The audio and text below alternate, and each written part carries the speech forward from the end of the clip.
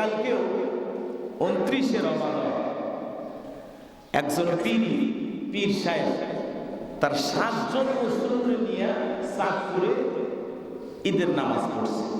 মুসল্লি কয়জন? 7 জন।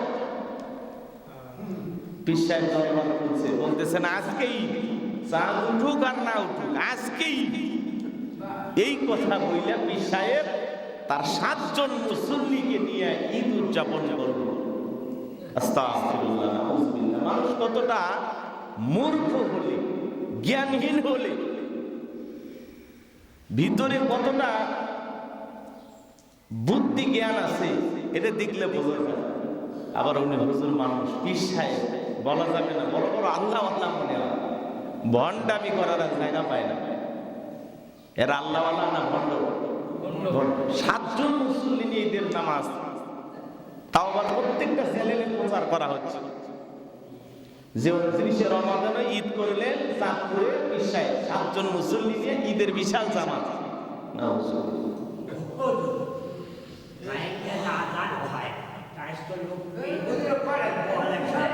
আপনি বসেন, আপনি বসেন, সবার ঘরে বসেন, আপনার মাথা ব্যথা নাই? সবার হাতে হাতে ঘড়ি আছে, বিদ্যুৎ ছিল না, আজান মুখে হয়ে গেছে, ওইটা নিয়ে টেনশন না। মামা চুপ করেন।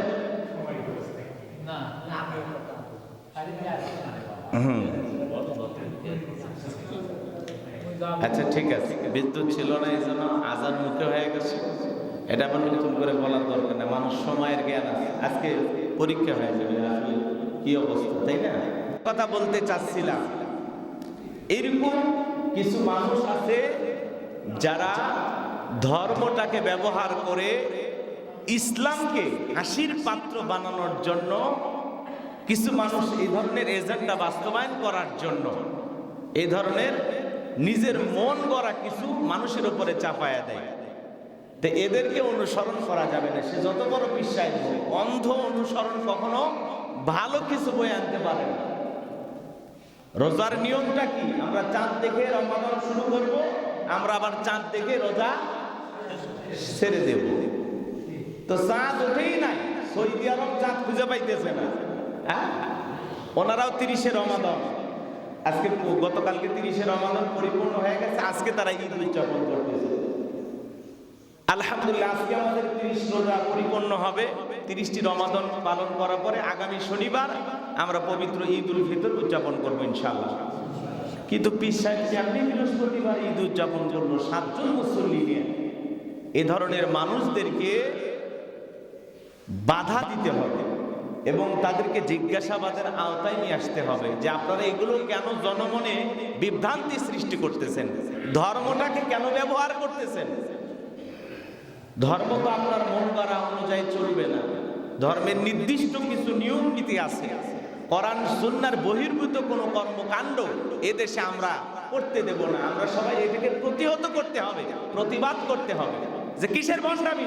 7 জন নিয়ে আপনি ঈদের নামাজ পড়েন মানে?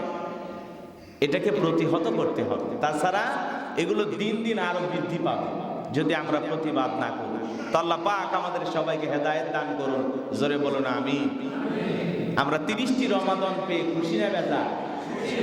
30টি রমাদান হওয়ার পিছনে কারণ আছে, কারণ গত শাবান মাস 29-এ গেছে, এই জন্য এটা 30। কথা বুঝেন নাই? শাবান মাস কত তারিখে গেছে? 29। এই জন্য পবিত্র রমজান 30। আলহামদুলিল্লাহ, আমরা খুশি। এই জন্য এই সমস্ত কিছু মূর্খ নাদান পীর সাহেবদের কারণে এদেশে মানুষ বিভ্রান্তিকর হচ্ছে, মানুষ গোমরাহির পথ বেছে নিচ্ছে। আল্লাহ আমাদের সবাইকে হেদায়েত দান করুন, একটু জোরে বলুন আমিন।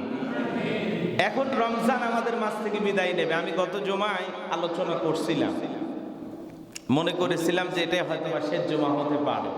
আল্লাহর দয়া আমরা আরেকটি জুমা পেয়েছি। এখন আজকের পয়েন্ট আকারে শুধুমাত্র কয়েকটি কথা বলেই আমরা নামাজ আদায় করব ইনশাআল্লাহ। সম্মানিত হাজিরিন, এই রমাদান মাস আমাদের মাঝ থেকে বিদায় নিয়ে চলে যাচ্ছে। আগামী বছর রমাদান আমরা পাবো কিনা জানি না, কিন্তু রমাদান আমাদেরকে কি শেখায় গেল, আমরা কি নিলাম রমাদান থেকে, এই বিষয়ে আমি গত জমায় আপনাদেরকে কিছু কথা বলেছিলাম। আজকে সংক্ষিপ্ত করে শুধু পয়েন্ট আকারে বলতে চাই। সম্মানিত হাজিরিন, একজন ইমানদারের জীবনে যেমন প্রত্যেকটি কাজ মূল্যবান, প্রত্যেকটি কর্ম কাজকে মূল্যবান করতে হবে, জীবনের প্রত্যেকটি ধাপ খুব সতর্কতার সহিত চলতে হবে।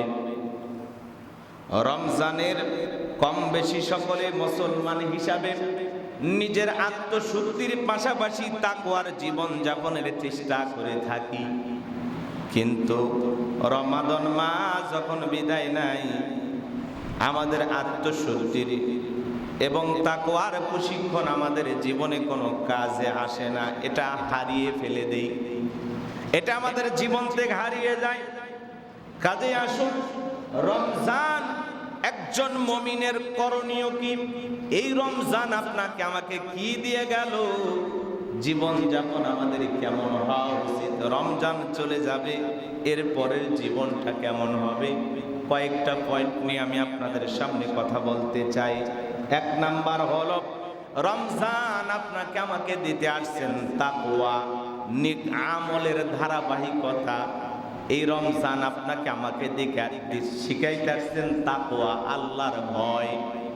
এই জন্য আল্লাহ রাব্বুল আলামিন বলেন, ইয়া আইয়ুহাল্লাযীনা আমানু কুতিবা আলাইকুমুস সিয়ামু কামা কুতিবা আলাল্লাযীনা মিন ক্বাবলিকুম লাআল্লাকুম তাত্তাকুন।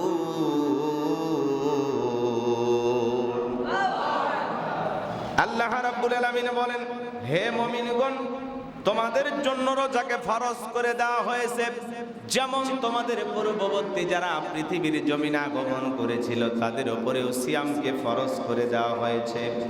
এর মাধ্যমে তোমরা যেন তাকওয়া অর্জন করতে পারো, পরহেজগারিতা অর্জন করতে পারো, খোদাভীতি অর্জন করতে পারো। ইমানদার বান্দা রমজান মাসে যেমন ইবাদত বندگিতে মনোযোগী হবে, তেমনি ভাবে রমজান যখন চলে যাবে এই আমল তার চালিয়ে যাওয়া লাগবে, এই আমল ধরে রাখা লাগবে, আমলের ধারাবাহিকতা থাকা লাগবে। যেমন রমজান মাসে আল্লাহকে ভয় করেছিলাম, অন্তরের ভিতরে আল্লাহর ভয় নিয়ে যেভাবে চলাফেরা করেছিলাম, রমজান চলে যাওয়ার পরে অন্তরের ভিতরে ওইভাবে আল্লাহর ভয় থাকা লাগবে। এই জন্য আল্লাহ রাব্বুল আলামিন বলেন, ইয়া আইয়ুহাল্লাযীনা আমানুত্তাকুল্লাহা হাক্কা তুকাতিহি ওয়া লা তামুতুন্না ইল্লা ওয়া আনতুম মুসলিমুন।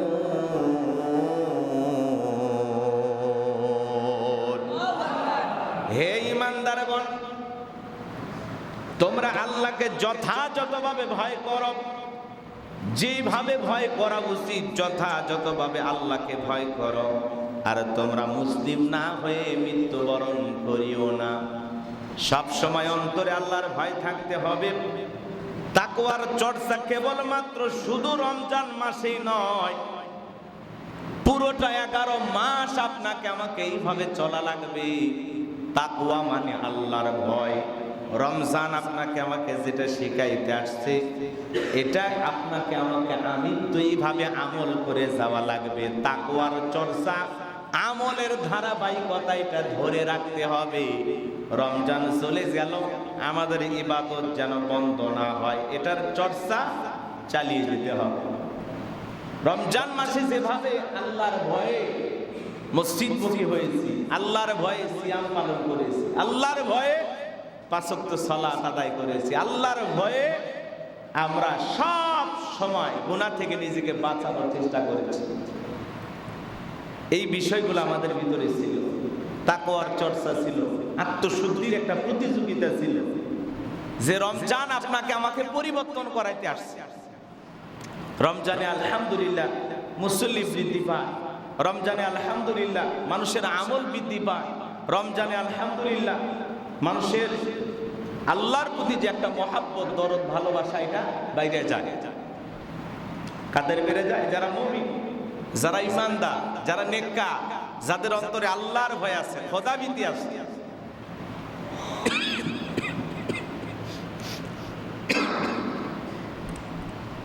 তাহলে যেভাবে আমরা রমজানে প্রশিক্ষণ নিলাম তাকওয়ার, এটা পুরোটা জীবন এইভাবেই চলতে হবে, এর ধারাবাহিকতা ধরে রাখতে হবে।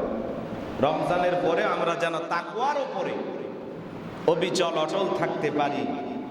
আল্লাহ রাব্বুল আলামিন আমাদের সবাইকে সেই তৌফিক দান করুন, জোরে বলুন আমিন। 2 নাম্বার, নেক আমল। নেক আমলের বিষয়ে আমাদের গুরুত্ব দেওয়া লাগবে। নেক আমল শুধু রমজানেই নয়, এটা আজীবন ধরে রাখতে হবে। যত বেশি নেক আমল করবেন, আমলের বিষয়টা খুবই গুরুত্ব দেওয়া লাগবে। আল্লাহ রাব্বুল আলামিন আমাদের সবাইকে এই বিষয়গুলো একটু দরদ দিয়ে বোঝার তৌফিক দান করুন। আমলের বিষয়, আমল কিন্তু শুধুমাত্র রমজান মাসেই নয়, সারাটা জিন্দেগি আমল করতে হবে, পুরোটা জিন্দেগি, জীবনের শুরু থেকে শেষ পর্যন্ত। পবিত্র কোরআনে আল্লাহ রাব্বুল আলামিন বলেন, আপনি নিজ রবের ইবাদত করতে থাকুন। কতক্ষণ? আপনার নিকট নিশ্চিত বিষয় আসা পর্যন্ত, তার মানে মৃত্যু আসা পর্যন্ত। ততক্ষণ পর্যন্ত আল্লাহর গোলামি করতে হবে, আল্লাহর দাসত্ব করতে হবে, আল্লাহর ইবাদত করতে হবে, যতক্ষণ না পর্যন্ত আমার মৃত্যু না আসে। তাহলে এই নেক আমলের ধারাবাহিকতাটা বজায় রাখতে হবে। রমজানে যত বেশি নেক আমল করেছেন, এর ধারাবাহিকতা আপনাকে ধরে রাখতে হবে। কতক্ষণ পর্যন্ত? মৃত্যু আসা পর্যন্ত। আমরা পারবো তো ইনশাআল্লাহ? বলেন, আমরা পারবো তো ইনশাআল্লাহ? নেক আমলের প্রতিযোগিতা করতে হবে বাজার। যত বেশি নেক আমল করব, তত বেশি পরকালের জিন্দেগি আমার জন্য সহজ হয়ে যাবে। যত বেশি নেক আমল করব, তত বেশি আমার জন্য পরকালের জিন্দেগিটা কি হবে? সহজ হবে। ওয়াকুন্না নুকাযযিবু বিয়াউমিদ্দিন হাত্তা আতা'নাল ইয়াকিন। তারা বলবে আমরা বিচার দিবসকে, পরকাল দিবসকে কি করতাম? অস্বীকার করতাম। এটার বিষয়ে আমাদের কোনো জ্ঞান ছিল না, আমরা উদাসীন ছিলাম। পরকাল নিয়ে আমাদের চিন্তা ছিল না, টেনশন ছিল না, আখিরাতকে নিয়ে আমরা ভাবতাম না। আমরা পুরোটা অস্বীকার করতাম যে পরকাল টরকাল বলে কিছু নাই, কি আছে জীবনে, মরার পরে যা হয় একটা হবে। এই ব্যাপারে আমরা উদাসীন ছিলাম। পরকালে যে আল্লাহর সামনে জবাবদিহিতা করতে হবে, আমার যে হিসাব হবে, আখিরাত নামের একটা জিন্দেগি আছে, সেখানে যে ফলাফল হবে, কেউ জান্নাতি কেউ জাহান্নামী, সেখানে যে আমার পুরো জিন্দেগির আমল নাম আমাকে ধরিয়ে দেওয়া হবে, এই ব্যাপারে আমরা উদাসীন ছিলাম। এই অবস্থায় আমার কি হয়েছে? মৃত্যু হয়েছে। এই উদাসীন থাকা অবস্থায়, পরকালের ব্যাপারে গাফিল থাকা অবস্থায়, আমরা পরকালের জিন্দেগিতে অস্বীকার করতাম, এই অবস্থায় আমার মৃত্যু হয়ে গেছে। তাহলে এই মানুষগুলোর কি হবে? এদের দশাটা কি হবে? তো এই জন্য আমলের বিকল্প নাই। আমরা সিদ্ধান্ত নেব, যে কোনো সময় আমাকে চলে যেতে হবে, যে কোনো সময় আমাকে চলে যেতে হবে। এই জন্য আমাকে প্রস্তুতি নিয়ে থাকতে হবে। কিসের মাধ্যমে? আমলের মাধ্যমে। আপনি ডাক্তার দিয়ে আপনার মৃত্যু ঠেকাইতে পারবেন? হ্যাঁ, ভালো খাবারের মাধ্যমে মৃত্যু ঠেকাইতে পারবেন? দামি বিল্ডিং এ থাকলে কি মৃত্যু ঠেকাইতে পারবেন? পারবেন না। এজন্য সব সময় প্রস্তুতি নিয়ে থাকা লাগবে। যে কোনো সময় আমার সামনে মৃত্যু চলে আসতে পারে, সেটা সকাল হোক, সন্ধ্যায় হোক। ঘুমায়ও মৃত্যু হতে পারে, চলতে ফিরতেও মৃত্যু হতে পারে। কখন যে দুর্ঘটনায় জীবনটা চলে যাবে আমরা জানি না। দেখেন না, কত ইতিম অসহায়, দুর্ঘটনায় বাবা মারা গেছে, ওই ইতিমেরও কিন্তু ঈদ আসে। আপনি তো ঈদের আনন্দে অনেক কিছু খাইতেছেন, মোরগ পোলা খাইতেছেন, মুরগির বড় বড় রান খাইতেছেন, গরুর গোস্ত ভুনা করে খাইতেছেন, কিন্তু ওই ইতিম যার বাবা দুর্ঘটনায় মারা গেছে, অসহায়, দেখার কেউ নাই, চাচা দেখে না, আত্মীয় স্বজনও দেখে না, কোনো মতে জীবন যাপন করতেছে, না আছে ঈদের আনন্দ, না আছে ভালো খাবার, না আছে ভালো পোশাক। আপনি তো আনন্দ করতেছেন, কত মানুষের জীবনে কোনো আনন্দ নাই, কোনো ঈদের আনন্দ নাই। এতিম দেখার মতো কেউ নাই। দুর্ঘটনায় বাবা হারায় গেছে, মা একদিকে চলে গেছে, এই সন্তানটার কাছে কিসের ঈদ? ওর জীবন তো কষ্টে ভরা, ব্যথায় ভরা, ওরে দেখার মতো কেউ নাই, একটা পোশাক কিনে দেওয়ার মতো কেউ নাই, মাথায় হাত বুলিয়ে আদর করে দেওয়ার মতো কেউ নাই, ঈদে বাবার হাত ধরে মাঠে যাবে এরকম কেউ নাই। কত ইতিম, কষ্ট পাচ্ছে না আমার কথা? আছে না এরকম? বলেন আছে না নাই? অনেক ইতিম এইভাবে আছে। সম্মানিত হাজিরিন, এটাই দুনিয়ার জিন্দেগি, এভাবে আপনাকে আমাকে যাওয়া লাগবে। বড় থেকে নিচ পর্যন্ত হিসাব করেন, অনেক মানুষ এতিম। আপনাদের গ্রামে আছে না বাবা হারা, মা হারা, কত এতিম? তাদের কাছে ঈদের আনন্দ, বাবা থাকলে একরকম, মা থাকলে একরকম, নাই তো। কেউ আর ঈদের দিনে সকালবেলা গোসল করে দেয় না, কেউ সকাল থেকে ঘুম থেকে ডাকে না, কেউ ভাবে আদর করে একটু সেমাই রান্না করে খাওয়াবে, ওই দরদের মাটা নাই। এদেশের যিনি প্রধানমন্ত্রী হয়েছেন জনাব তারেক রহমান, ১.৫ যুগ পরে বাংলাদেশে আসলেন, এসে মাকে ছাড়াই, তার মাও তার কাছে নাই, ১.৫ যুগ পরে মাকে ছাড়াই করছেন তারেক রহমান। আগামীকালকে ঈদ হবে, কিন্তু মা নাই, চলে গেছে। ওনারও কষ্ট, বাবা হারিয়েছেন, মা হারিয়েছেন, এতিম। হয়তো বা ঈদের আনন্দে হাজার হাজার মানুষের সাথে শুভেচ্ছা বিনিময় করবেন, যমুনায় বৈশা হাজার হাজার মানুষ যাবেন, তাদেরকে শুভেচ্ছা জানাবেন, ঈদের আনন্দ জানাবেন, কিন্তু ওই যে ভিতরের যে কষ্ট, আমার মা নাই, বাবা নাই, এই কষ্টের ক্ষতি কখনো পূর্ণ হবে না। তাহলে এই দেশের যিনি প্রধানমন্ত্রী, তিনিও এতিম, তারও মা নাই, মাকে ছাড়াই ঈদ করছেন, করতে হবে, এটাই দুনিয়ার নিয়ম। এরকম হাজার হাজার লক্ষ লক্ষ পরিবার আছে যাদের মা নাই, বাবা নাই। এই মানুষগুলো কিন্তু ঈদের আনন্দের একটা অপূর্ণতা রয়ে যায়, একটা ঘাটতি রয়ে যায়। মায়ের রুমটা পড়ে আছে, যেখানে মা ঘুমাইতো, মায়ের ঘরটা পড়ে আছে, কিন্তু মা নাই। মাঠের নামাজ পড়ে এসে মার সাথে দেখা হইতো, মাঠের নামাজে যাওয়ার আগে মার সাথে দেখা হইতো। মা কি সুন্দর সেমাই রান্না করতো, স্ত্রী যত ভালো রান্না করুক, মায়ের রান্নার যে একটা স্বাদ, আলাদা একটা মজা, এটা কিন্তু আমরা কখনো, মা চলে গেলে আমরা এটা কখনো পাই না। বলেন পাই? আচ্ছা বলেন তো, আমরা এই মসজিদে বসে আছি, এখন তো আর বল নাই, আছে আছে, একটা দিল থেকে সাক্ষী দিয়ে বলেন তো, আমরা যে রান্না খাই, মায়ের হাতের রান্নাটা বেশি ভালো না স্ত্রীর হাতের রান্নাটা বেশি ভালো? মায়ের হাতের রান্নাটা বেশি ভালো। এটা বউ শুনলে মন খারাপ করবে, যে ঠিক আছে তাহলে মায়ের হাতের রান্নাই খাও।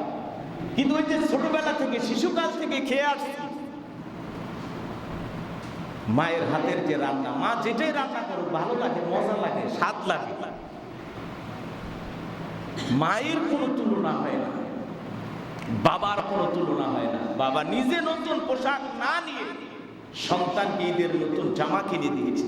হাজারো বাবা আছে, পুরুষ মানুষ এমন একটা আজব, যে বয়সের কারণে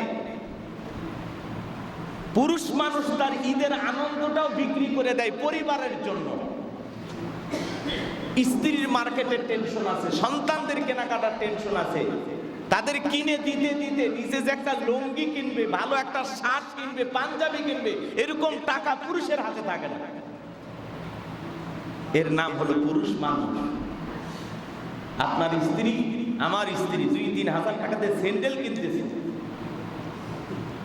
আর একটা পুরুষের পুরো ঈদের মার্কেট 1000-1200 টাকা।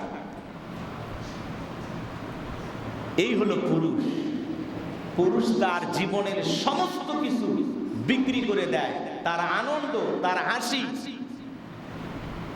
সবকিছু বিক্রি করে দেয় পরিবারের জন্য।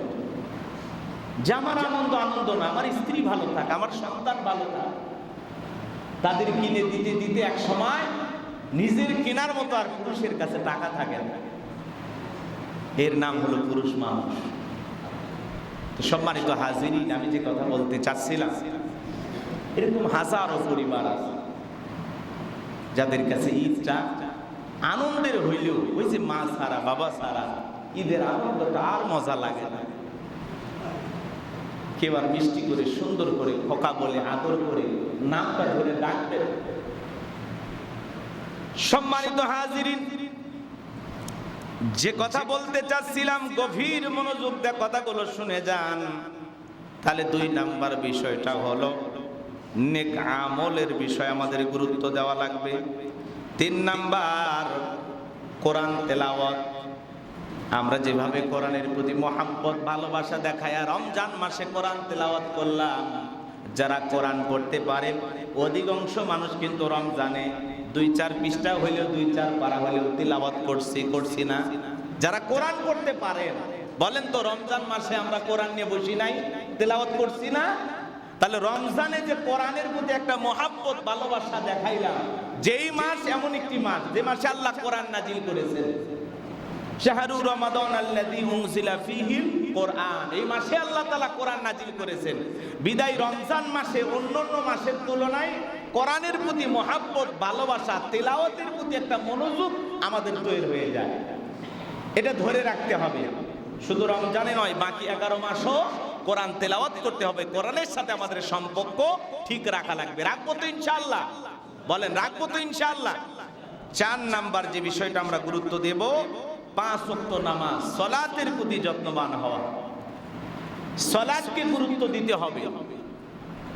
قد أفلح المؤمنون الذين هم في صلاتهم خاشعون, অবশ্যই মুমিনেরা সফল যারা নিজেদের সালাতের প্রতি যত্নবান, যারা সালাতকে নম্র এবং ভদ্র হয়ে বিনয়ের সহিত আদায় করে।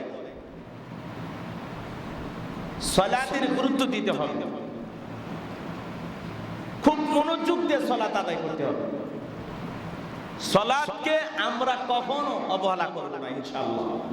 আমরা রমজানে যেভাবে মসজিদে এসেছি, 5 ওয়াক্ত নামাজ আদায় করেছি, আলহামদুলিল্লাহ, অনেক মুসল্লি বৃদ্ধি পায়, এটা আমাদের দিলের একটা ভালো লাগার বিষয় কাজ করে। যত বেশি মুসল্লি আসবে, মসজিদ ভরে যাবে, তত আনন্দ লাগবে। কিন্তু রমজানের পরে আস্তে আস্তে মসজিদটা ফাঁকা হয়ে যায়। অনেক নতুন নামাজি যে ভাইয়েরা নামাজ পড়া শুরু করলো রমজান মাসে, শয়তানের ধোকায় পড়ে আস্তে আস্তে এই মানুষগুলো আবারও ওই আগের মতো হয়ে যায়। তো এরকম যেন না হয়, আমরা সালাতের প্রতি যত্নবান হব, যত্ন সহকারে সালাত আদায় করব ইনশাআল্লাহ। তাহলে 4 নাম্বার বিষয়টা মনে থাকবে তো ইনশাআল্লাহ। আমরা সালাতের প্রতি যত্নবান হব, যত্ন সহকারে সালাত আদায় করব ইনশাআল্লাহ। আল্লাহ আমাদের সবাইকে সঠিক সময়ে 5 ওয়াক্ত সালাত মসজিদে এসে জামাতের সহিত আদায় করা তৌফিক দান করুন। চিল্লা বলুন আমিন। 5 নাম্বার নফল ইবাদত। নফল ইবাদতের অভ্যাস পরিহার না করা। আমরা নফল নামাজ পড়েছি না বলেন? অবশ্যই নফল নামাজ পড়েছি। প্রত্যেক দিন আমরা কম বেশি 2-4 রাকাত করে নফল নামাজ আদায় করেছি। তাহাজ্জুদে আমরা মনোযোগী হয়েছি। এই বিষয়গুলো আমরা গুরুত্ব দেব ইনশাআল্লাহ। পারবো তো ইনশাআল্লাহ? তাহলে 5 নাম্বার নফল নামাজ, নফল ইবাদত, জিকির, আজকার, তাসবিহ, তাহলিল, কোরআন তেলাওয়াত, নফল নামাজ, এগুলোর বিষয়ে আমরা গুরুত্ব দেব ইনশাআল্লাহ। 6 নাম্বার দোয়া এবং ইস্তিগফারের প্রতি অবিচল অটল থাকা। সব সময় আমরা দোয়া করব, সব সময় ইস্তিগফার করব। তওবা ইস্তিগফার বুঝেন তো নাকি? তওবা করা মানে ফিরে আসা কার দিকে? আল্লাহর দিকে। কেন তওবা করি? কারণ আমি গুনাহগার, আমার অনেক পাপ আছে। কেন তওবা করি? কারণ আমার জীবনে অনেক ভুল আছে। ইস্তিগফার করতে হবে, তওবা করতে হবে, বেশি বেশি করে আল্লাহর কাছে তওবা করতে হবে। করবো তো ইনশাআল্লাহ? পারবো তো ইনশাআল্লাহ? 7 নাম্বার দান সদকা করা। বেশি বেশি করে দান সদকা করবেন ইনশাআল্লাহ। রমজানে আমরা অনেক সময় দানের প্রতি একটু মনোযোগী হয়ে যায়। আলহামদুলিল্লাহ, রমজান মাসে আমরা যেরকম দান করি, এই দানশীলতা এটা বজায় রাখতে হবে। বাকি সময়ে আমরা ইনশাআল্লাহ দান করবো তো ইনশাআল্লাহ? সব সময় যেন আমাদের হাত খোলা থাকে আল্লাহর জন্য, দ্বীনের জন্য, ইসলামের জন্য, অসহায়, গরিব, দুঃখী সমস্ত মানুষের জন্য আমরা যেন দান করতে পারি। 2 টাকা 4 টাকা যতটুকু দান করবেন, দান করলে আপনার হায়াতের ভিতরে, রিজিকের ভিতরে আল্লাহ তাআলা বারাকা দিবেন। সুবহানাল্লাহ বলেন। দান করলে কমে না, যত বেশি দান করবেন তত বেশি আপনার হৃদয়ের ভিতরে একটা আলাদা শান্তি অনুভব করতে পারবেন। দান করার ব্যাপারে কখনো কৃপণতা করবেন না। আল্লাহ দিয়েছেন, আছে পকেটে হাজার হাজার টাকা আছে, সেখান থেকে 5 টাকা 10 টাকা দিয়ে দেন, কমবে না ইনশাআল্লাহ। আমরা দানের ব্যাপারে খুব যত্নবান হব ইনশাআল্লাহ। 8 নাম্বার, সৎসঙ্গ গ্রহণ করা, অসৎসঙ্গ পরিহার করা। সৎসঙ্গ গ্রহণ করা, অসৎসঙ্গ পরিহার করা মানে সৎ মানুষ, ভালো মানুষ, নেককার, নামাজি, আল্লাহওয়ালা, মুত্তাকি, মুমিন, এদের সাথে আমাদের বন্ধুত্ব করে তুলবে। কথা বোঝেন নাই? নামাজির সাথে আমার বন্ধুত্ব হবে। কথা বোঝেন নাই? রাগ করতেছেন? বন্ধুত্ব কার সাথে করে তুলবো? সৎ মানুষের সাথে, যে সুদ খায় না, ঘুষ খায় না, হারাম খায় না, ভালো মানুষ, নেককার, মুসলিম, যারা আমলের জিন্দেগিটা অনেক সুন্দর, এরকম সৎ, নেককার, ভালো মানুষের সাথে বন্ধুত্ব করব, সম্পর্ক করে তুলব। কারণ ভালো মানুষের সাথে মিশলে আপনিও ভালো হয়ে যাবেন। নামাজির সাথে ওঠা বসা করলে আপনিও নামাজি হয়ে যাবেন। ভালো মানুষের সহবতে থাকলে, ওঠা বসা করলে, ওই মানুষটা যেরকম ভালো কাজ করবে আপনিও ভালো কাজ করবেন, তার দেখে দেখে পারবো তো ইনশাআল্লাহ। এই জন্য আল্লাহ বলেন, ওয়াকুনু মা'আস সাদিকিন, তোমরা সত্যবাদীদের সঙ্গী হও। যারা নেক আমল করে, সত্যবাদী, মুত্তাকি, এই সমস্ত মানুষদের সঙ্গে ওঠা বসা করবেন, এদের সাথে মহাব্বত রাখবেন, এদের সাথে মিলমিশ করে চলবেন। আর অসৎ মানুষের সাথে ওঠা বসা করবেন না। যে সমস্ত মানুষ অসৎ, গুনাহের কাজ করে, পাপের কাজ করে, সব সময় পাপের সাগরে হাবুডুবু খায়, সুদ খায়, ঘুষ খায়, জিনা ব্যভিচার করে, পয়সা কথা বলে, যাত্রা দেখতে যায়, সিনেমা দেখতে যায়, মুখে সবসময় অশ্লীল বাক্য লেগেই থাকে, এই সমস্ত মানুষদের সঙ্গ পরিহার করবেন, এদের সাথে ওঠা বসা করবেন না। পারবো তো ইনশাআল্লাহ? তাহলে 8 নাম্বার কি বললাম? সৎ মানুষের সঙ্গ, তাদের সাথে ওঠা বসা করবেন, আর অসৎ মানুষের সঙ্গ পরিহার করবেন। পারবো তো ইনশাআল্লাহ? 9 নাম্বার, হারাম এবং পাপ কাজ থেকে নিজেকে বিরত রাখা। এটা রমজান আপনাকে আমাকে যে শিক্ষা দিলেন, রমজানে যেরকম অনেক হারাম থেকে, গুনাহ থেকে, পাপ থেকে নিজেকে বাঁচায় রাখছি, এই ট্রেনিং নিয়ে, এই প্রশিক্ষণ নিয়ে বাকি 11 মাস আপনাকে আমাকে চলতে হবে। শপথ গ্রহণ করেন, হারাম কোনো খাবার আমার দেহের ভিতরে ঢুকবে না। শপথ গ্রহণ করেন, রমজান আমারে যে তাকওয়ার প্রশিক্ষণ দিল, আমার ভিতরে যে আল্লাহর ভয় পয়দা হয়েছে, আমি আর কোনোদিন পাপের কাজের দিকে অগ্রসর হব না, আমি আর কোনোদিন পাপের কাজ করব না, গুনাহের কাজ করব না। এটা আপনাকে সিদ্ধান্ত নেওয়া লাগবে। পারবো তো ইনশাআল্লাহ? তাহলে 9 নাম্বার কি করব? হারাম এবং পাপের কাজ থেকে নিজেকে বিরত রাখবো। তা'মুরুনা বিল মা'রুফ ওয়া তানহাউনা আনিল মুনকার, তোমরা সৎ কাজের আদেশ দাও, অসৎ কাজ থেকে নিজেকে বিরত রাখো। পারবো তো ইনশাআল্লাহ?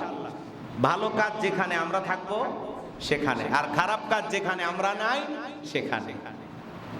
হারাম থেকে, গুনাহ থেকে নিজেকে বাঁচায় রাখা লাগবে। তার মানে কি? এই রমজান আপনাকে আমাকে যেভাবে পরিবর্তন করায় দিল, এর ধারাবাহিকতাটা ধরে রাখতে হবে। গুনাহের কাজ করা যাবে না, পাপের কাজ করা যাবে না। এখন রমজান চলে গেল, আপনি যদি গান শোনা শুরু করেন, বক্স বাজানো শুরু করেন, ঈদের চাঁদ উঠতে দেরি, মাগরিবের নামাজ হইতে দেরি হইতে পারে, কিন্তু বক্স বাজান দেরি হয় না। পটকা বাজি, আতশবাজি আছে না নাই? হই উল্লাহ, বাপরে বাপ, মানে ঈদ না, এটা একটা পূজা। কথা বোঝেন না? একটা উৎসব আসছে, ঠিক আছে, কিন্তু উৎসবটা পালন করা লাগবে হালাল, হালালের মধ্যে থেকে, ইসলামের গণ্ডির ভিতরে থেকে তো মানতে হবে, তাই না?